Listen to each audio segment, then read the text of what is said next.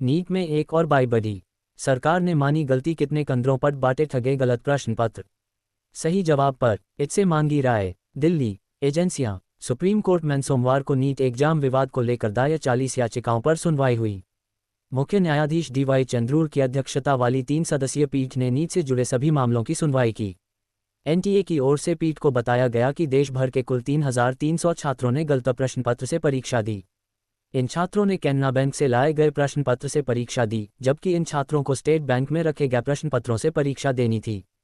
इस पर छात्रों का पक्ष रख रहे वरिष्ठ वकील नरेंद्र हुड्डा ने तुरंत पूछा कि जब NTA ने केवल SBI के प्रश्न पत्रों के ही आंसर जारी किए तो फिर इन 3,300 छात्रों की कॉपी कैसे जांची गई। इसके जवाब में CJI ने कहा कि उनके पास कैनरा बैंक वाले प्रश्न पत्र की भी आंसर की होगी। तब हुड्डा ने कहा कि अभी तक तो एजेंसी ने इसके आंसर जारी नहीं किए हैं। NTA का पक्ष।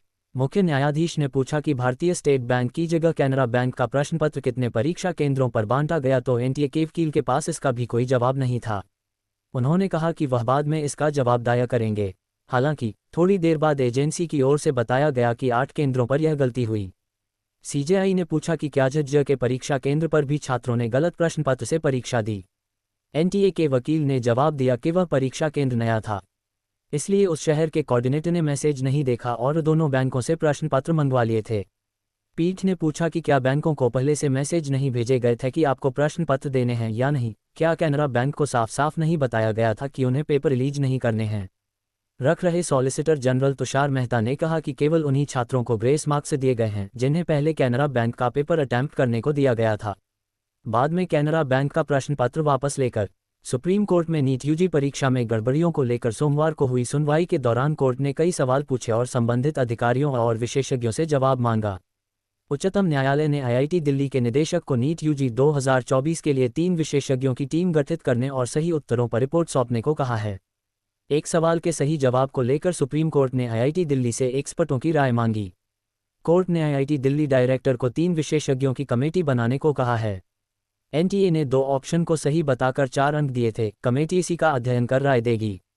सुप्रीम कोर्ट ने IIT दिल्ली के विशेषज्ञों से मंगलवार दोपहर 12 बजे तक इस प्रश्न विशेष के सही उत्तर पर राय देने को कहा है।